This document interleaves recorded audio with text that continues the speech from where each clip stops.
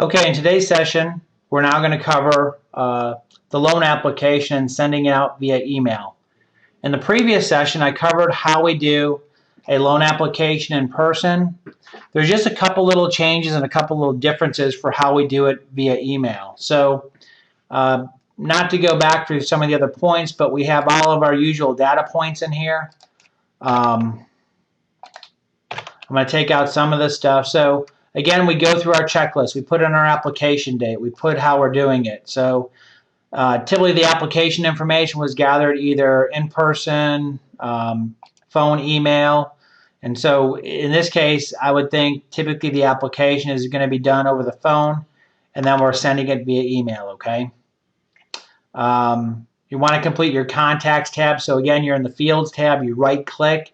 You go to contacts. You make sure all your stuff is filled out here. You go back into the LO application tab. You may want to do your intro call, introduce yourself to the agent, see if there's any other contact information you need to have.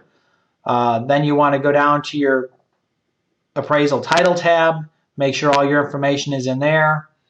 Then go back to the LO application tab and make sure, if you need to do condo questionnaire.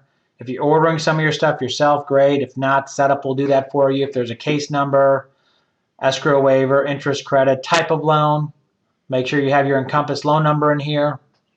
Same thing, sales price, earnest money, all that.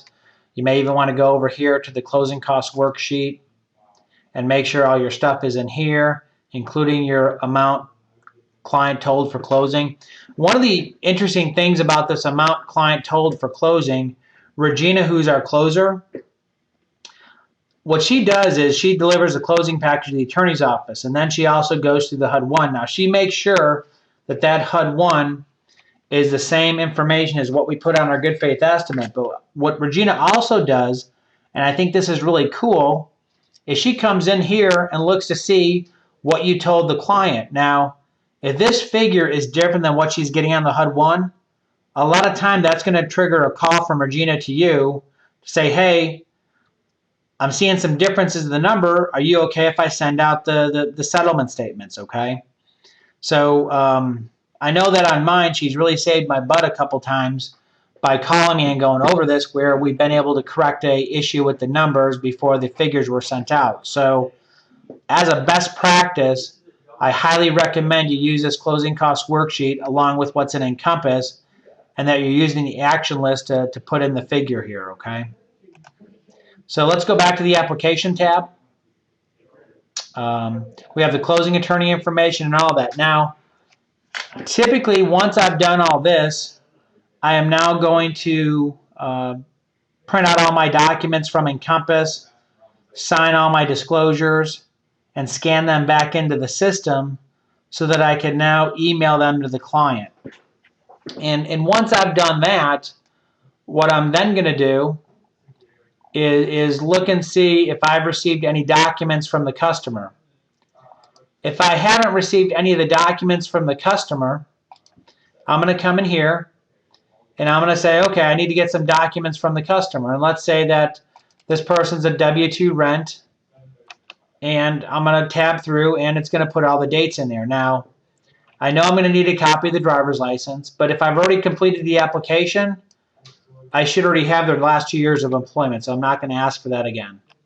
I may need their pay stubs. I know I'm going to need their W-2s, and I'm also going to request their tax returns. I'm also going to need their bank statements. I should already have their last 2 years of residence, so I'm going to take that out of there. I'm still going to sometimes need a copy of the contract if they haven't provided that to me yet. And in some cases, I might need to get proof of the earnest money check clearing, okay? Now, if there's any weird or other things that you might need, this is where you'd put it down here. Credit explanation letter, copy of diploma, and gift fund. So once I kind of have my list of documents together, what I'm going to do is I'm going to go back up to the Documents tab or folder. I'm going to be in PCM. And I'm going to go down here to PC Loan App, Single Family Residence, First Mortgages Only. I'm going to double click on this.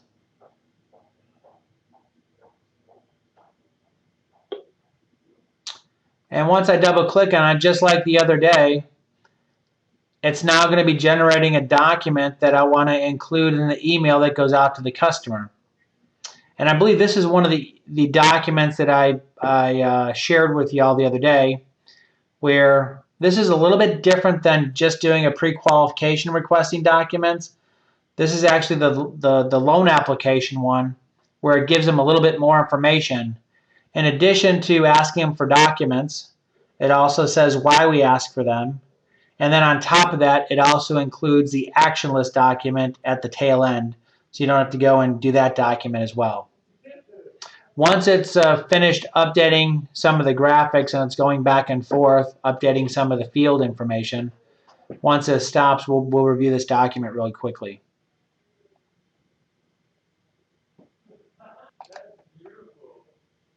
And it's just going to say, you may save a copy of the document and link it to the specific version, and we're going to say no. Now that this document is created, it first thanks them for working with you. It then talks about signing and returning the application and what that means. And then 2, it talks about if they've already locked in a loan or not locked a loan, what that means to them. Okay. It then has the list of documents as to what we need to get returned to us. Just a little follow-up line there. It tells them why we ask for some of the documents and what we do with them. It also has the follow-up document that says if they lost them or can't find things, where they get them. And then the last part, which we've just reviewed in the previous session, is it also includes the client action list, which is the amount of money needed at closing, along with the insurance policy information. So typically what I would do is I would take this document and print this to a PDF file.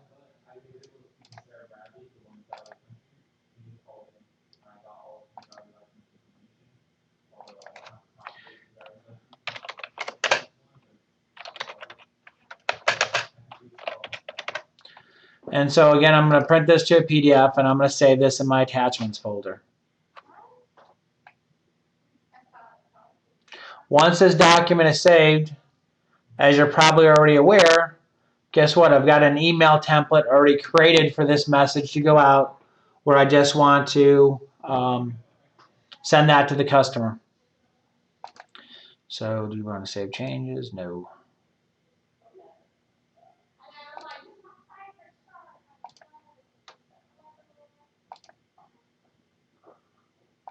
So if I come over here to Joe Test for the client record, I go over here to communicate, send email. I've got an email up here that says loan application easy as 1, 2, 3. Well, I'm now going to go up here into my attachments folder. And I've got my loan docs test. And let's see, typically I would have already scanned in my loan disclosures and anything else, and then I'll go okay. And so now I've got my message with my, well, that's not right, my loan docs email where I'm asking for my documents and just a basic overview. I've got typically my loan disclosures also attached, and then I've got this pre-written email that talks about everything that we're doing. Now typically when I'm sending out the client's documents, within Adobe, I'm doing a password protection that is going to protect that document, and the password is going to be the last 4 numbers of the borrower's social security number, okay? All right. And so all I do is send this message off, and then I'm off to doing my regular business. Don't forget that if you have the date in here for application date and there's no application received date, 4 days later, the borrower is going to get an email from you following up on those documents and where they are. Just to give you an overview of how that process looks,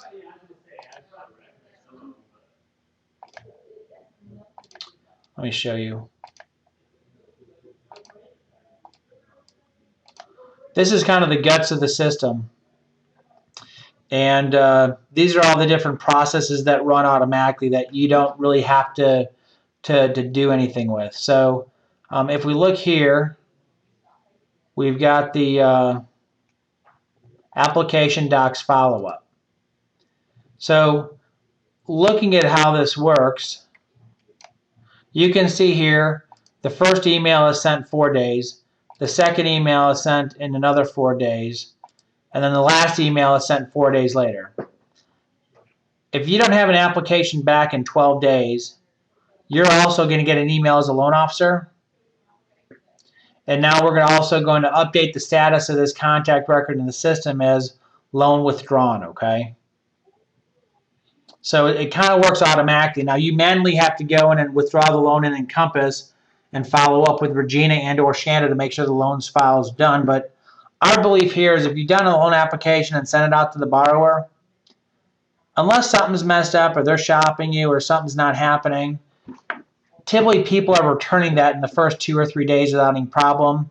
Sometimes maybe 5 or 6 days later. But if it goes longer than that, there's something wrong where, you know, it's probably not a good deal and they're probably going to do something else on the loan. So again, just please keep in mind, once you put the application date in here, that process is automatically triggered and those messages are going to start going out. We've also had loan officers that have gotten application documents back, and guess what? They never put the app receive date in there, and then the customer starts getting emails asking for the documents, and they're kind of saying, well, I already gave them to you. What's going on? So please, please, please keep that in mind, that the application receive date is very important. So I think this gives you a couple cool tools to put your best foot forward with your clients and sending them the documents where you're giving them some instructions. And by all means, you know, you want to follow up via phone to follow up in the documents, but you're also giving them a list of instructions, an overview of the whole process, and everything else. So with that, that kind of concludes this session. Do you have any questions? No?